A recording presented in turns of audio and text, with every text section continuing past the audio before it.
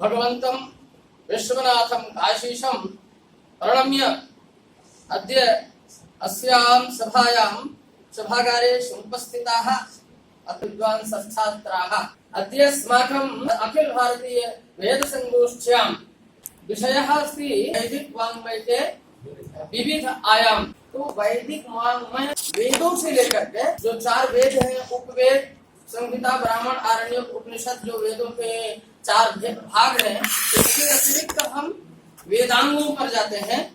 तो शिक्षा, कल्प, निरुक्त, छंद, ज्योतिष और व्याकरण, मुखम व्याकरण स्मृतम, ये 6 अंग उपांगों के साथ और दर्शनों को भी हम, व्याकरण को भी हम दर्शन कोटि में लेते हैं। साथ ही जो विषय हमको यहाँ प्रस्तुत करना है, हम ये विचार कर रहे हैं कि वेद की तो ये बहुत विविध आयाम है। प्रत्यक्षेणानुमित्या वा यस्तु उपायो न विद्यते एनं विदन्ति वेदाना तस्मात् वेदस्य वेदता।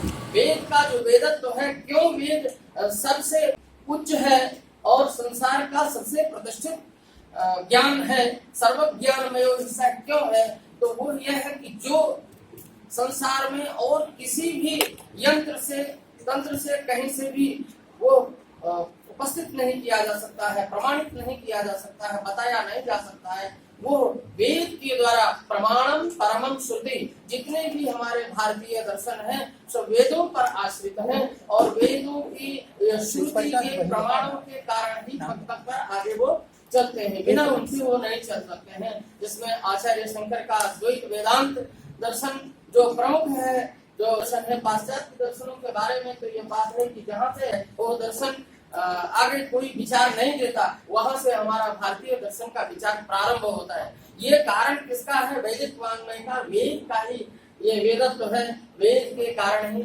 और सबसे बड़ी बात मैं आप सभी छात्रों से और विद्वान से ये बात आज के समय में जो आवश्यक है कि शब्द की बात, लिंग्विस्टिक जो भाषा विज्ञान है, वो संस्कृत भाषा को आप इतनी परिपक्व जो भाषा है, वेदों से लेकर के, बस ये है कि वैदिक संस्कृत और लौकिक संस्कृत में एक अंतर हुआ। महर्षि पाणिनि ने व्याकरण के द्वारा वैदिक संस्कृत को जहां उन्होंने अलग देखा है, उसके लिए भी उन्होंने अलग से सूत्रों का प्रणयन किया जहां अंतर था। क्योंकि जहाँ आप देखते हैं कि 10 लकार हैं, लट, लिट, लुट, लट, लेट, लोट, लंग, लिंग, विधिलिंग और ऋण इत्यादि तत्रादु 10 लकाराः प्रदर्शिन्ते जब करते हैं तो ऐसा पंचमो लकार छंदो मात्र गोचरा। जो 5वां लकार है लेट लकार, वो केवल छंद में अर्थात वेद में ही उसका प्रयोग होता है। तो जहाँ भद्रं करने भी, वहाँ करने ही प्रयोग होना चाहिए। और वहाँ भद्रं करने भी श्रृणुयाम देवा भद्रं पश्येमाक्षभिर्यजत्राः। आप ये समझिए कि मैं प्रमुख रूप से व्याकरण का विद्यार्थी हूँ।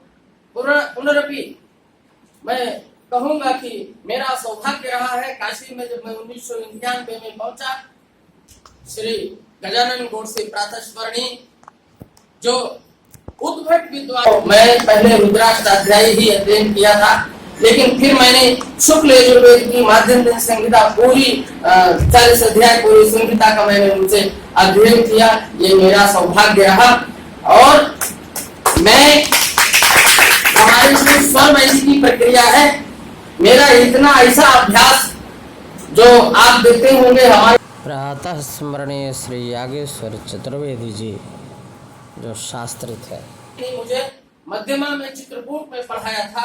ऐसे ही विद्वान थे शास्त्री, और शास्त्री जी के नाम से उनका शास्त्री ही थे वो, लेकिन उनकी कुटिया में लिखा रहता था कि शास्त्रार्थ महारथी, शंका समाधान। लोग बहुत दूर दूर से उनके पास आते थे और मुझे उन्होंने प्रथमा में ही मध्यमा की सभी चीजें जो है वो बता दिया।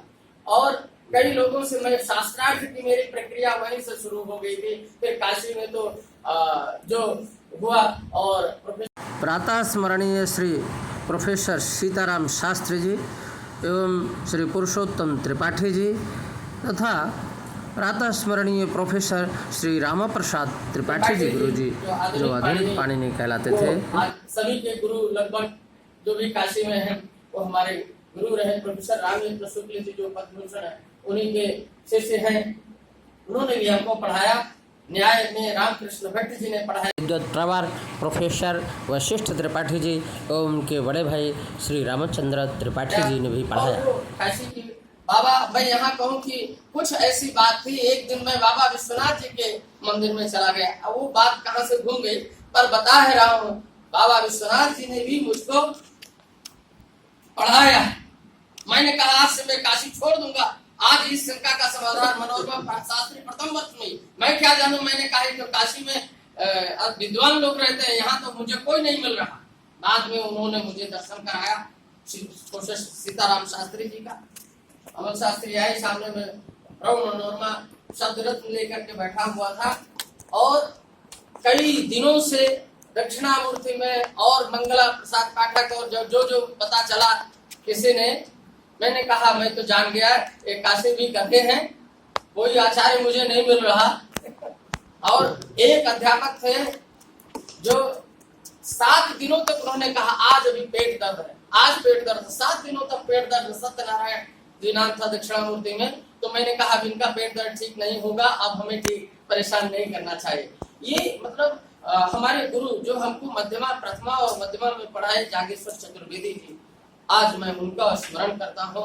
और वो विद्या आज तक चली और रही, उसी के बल पर हमने काशी में जो चाहा वो विद्या हमको पूर्ण आचार्य तक, जितने भी व्याकरण के ग्रंथ हैं, वेद में, ज्योतिष में, हम बैठे नहीं, भगवत कृपा से।